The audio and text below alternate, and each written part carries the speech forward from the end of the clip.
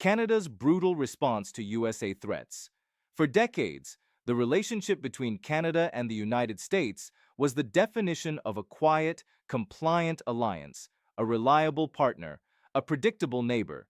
It was a bond forged in shared values and the world's longest undefended border, a bedrock of global stability.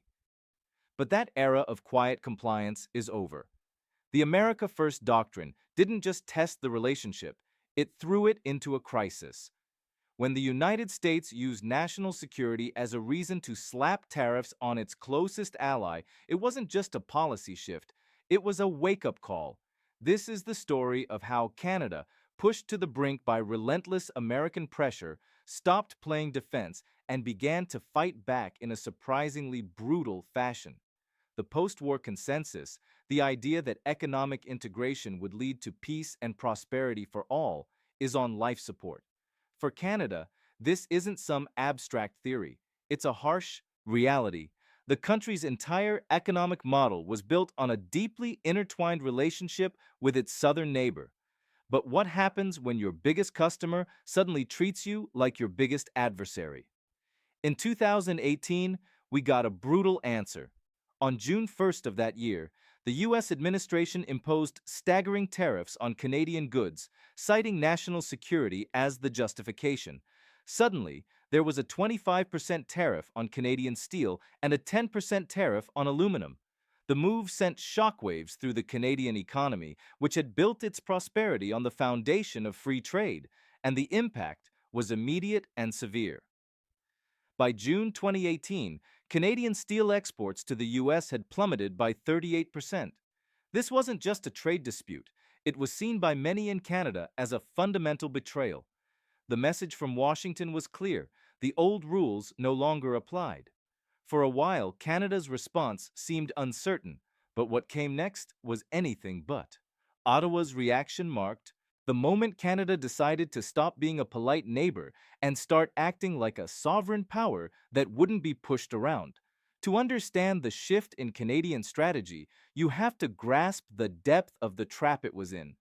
The North American Free Trade Agreement, or NAFTA, had fundamentally reshaped the continent's economy since 1994, integrating Canada, the US, and Mexico like never before. But that integration also created profound vulnerabilities. The 2018 tariffs were a demonstration of that vulnerability in real time. The justification for the tariffs, national security, was seen in Ottawa as absurd and insulting. Prime Minister Justin Trudeau and his government were caught between Iraq and a hard place. The U.S. was not only imposing tariffs, but was also in the middle of a contentious renegotiation of NAFTA itself, a process that started in 2017. Washington was using the tariffs as leverage in the broader talks, creating a two-front economic war. The tensions boiled over in public after a G7 summit in Quebec.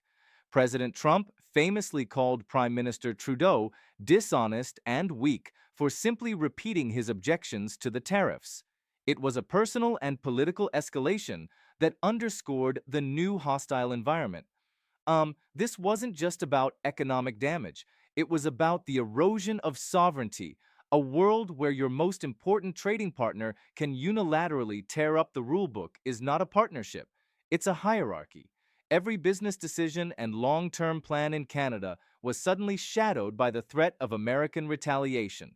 The economic pain was real with layoffs in the steel industry and widespread uncertainty for businesses. The old assumption that shared history and mutual interest would always win the day was dead. Canada had to find a new way to operate.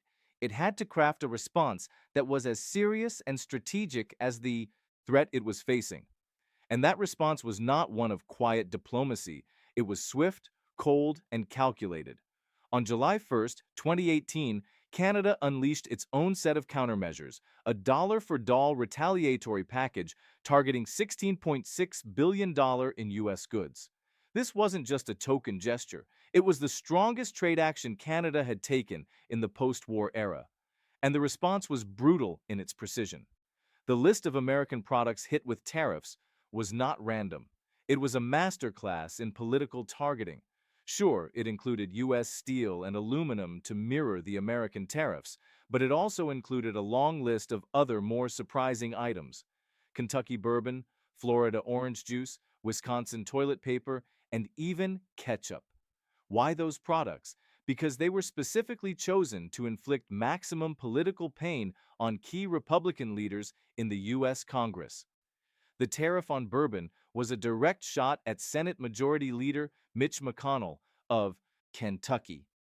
The list went on, hitting politically sensitive industries in the home states of other powerful American politicians. The message was clear. If you allow your administration to hurt our workers, we will make sure your voters feel the consequences. This was a high-stakes gamble. It risked escalating the trade war even further. But the Trudeau government had calculated that the only way to be heard in Washington was to speak the language of leverage. It was a declaration that Canada would not be a passive victim. The counter tariffs stayed in place for nearly a year, creating real economic pain on both sides of the border until a deal was finally reached to lift the tariffs in May 2019. But the lesson had been learned. The tariff war was a wake-up call. It exposed Canada's over-reliance on a single trading partner and forced a national reckoning. The response couldn't just be retaliatory, it had to be strategic and forward-looking. A key part of this strategy has been to build a more resilient and competitive economy at home, one less susceptible to foreign pressure. One of the core pillars of this effort is the Canadian Critical Mineral Strategy. Backed by nearly $4 billion, the plan aims to make Canada a global supplier of choice for the minerals essential for the green and digital economy like lithium, cobalt, and nickel. This isn't just about digging resources out of the ground. The strategy covers the entire value chain from exploration and extraction to processing, manufacturing, and recycling. It's an industrial policy designed to ensure that Canada not only provides the raw materials for the future, but also builds the high-value industries that use them. To spur this on, the government even introduced a 30% tax credit for critical mineral exploration. At the same time, Canada is making huge bets on the digital economy. The federal government is investing $2.4 billion to boost the country's AI sector. A major piece of this is the Sovereign AI Compute Strategy, a plan to build up Canada's domestic computing infrastructure. The goal is to reduce reliance on foreign tech giants for the essential computing power needed to develop cutting-edge artificial intelligence, keeping Canadian data and intellectual property secure at home. These investments are designed to create the domestic jobs and industries that will power Canada's economy for decades to come, making it a leader in the key sectors of the 21st century. But building a fortress at home is only half the battle. The other equally crucial part of Canada's response is an aggressive campaign of global trade diversification. The unstated goal is simple: to permanently break the stranglehold of the American market. The government's official export diversification strategy explicitly aims to significantly increase overseas exports. The primary weapons in this campaign are Canada's network of free trade agreements. For years, Canada had deals on the books that were underutilized. The trade war changed that. Now, agreements like the Comprehensive and Progressive Agreement for Trans-Pacific Partnership, CPTP, and the Canada-European Union Comprehensive Economic and Trade Agreement, CETA, are being activated as essential tools of economic statecraft. The CPTP gives Canadian businesses preferential access to a bloc of 11 Pacific nations, and since its inception in 2018, Canada's trade with these countries has grown by 38%. CDA, fully ratified in 2022, has eliminated most tariffs with the massive EU market. Combined, Canada now has 15 free trade agreements covering 51 countries and about two-thirds of the world's GDP. This makes Canada the only G7 nation with free trade access to the US, Europe, and the Asia-Pacific. This isn't just about signing deals, it's about actively using them. The Trade Commissioner Service, with 85% of its commissioners located outside the U.S., is spearheading this push, helping Canadian businesses navigate these new markets. This is the global gauntlet Canada has thrown down. It is a pragmatic, long-term pivot designed to build a web of economic relationships so broad and deep that no single country can ever hold Canada's economy hostage again. What we are witnessing is the emergence of a new Canadian grand strategy. It's not a loud, aggressive doctrine, but a quiet, determined realignment based on value-based realism. It's a redefinition of Canadian sovereignty, moving it from a theoretical concept to something built on tangible economic strength and global options. The two pillars, a resilient domestic economy and aggressive global diversification, are designed to work together. Investments in critical minerals and AI create high V-value products and technologies to sell to the world. The vast network of free trade deals provides the diversified markets to sell them to. It's a self-reinforcing cycle of sovereignty. This is a seismic shift from the Canada of the past, which put most of its eggs in the American basket. It is not an anti-American strategy, but a pro-Canadian one. It's an acknowledgement that the world has changed. When a partner accounting for the vast majority of your trade starts treating you as a transactional adversary, you have two choices: accept a subordinate role or change the terms of the relationship. Canada has chosen to change the terms. The upcoming joint review of the Canada-United States-Mexico Agreement, CUSMA, in July 2026, will be the first major test of this new reality. This review, a novel clause in the agreement, gives each country the power to potentially block the deal's 16-year extension, forcing renegotiations. In the past, such a threat might have sent Ottawa into a panic. Now, Canada will negotiate from a position of newfound strength. With growing trade ties to Europe and Asia and a domestic economy geared toward the industries of the future, Canada is no longer a supplicant with no other options. It has leverage. It has a choice.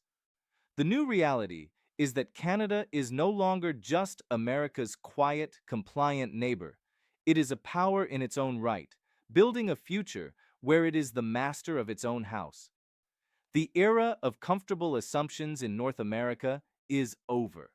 The trade shocks of recent years were a rupture that forced Canada to confront its own vulnerabilities. Faced with a choice between quiet submission and a radical change of course, the country under Prime Minister Justin Trudeau chose to change. The response was a surprisingly brutal, two-pronged strategy.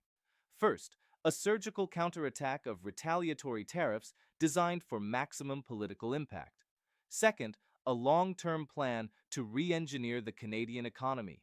By investing billions in future-proof industries like AI and critical minerals at home, Canada is building its own strength by aggressively pursuing and activating trade deals with Europe and the Asia-Pacific.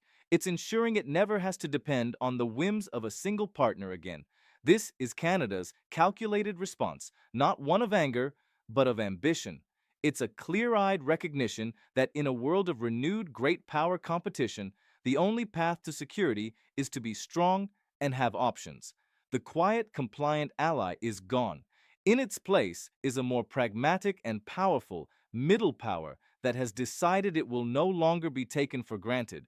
But this new path is not without risk.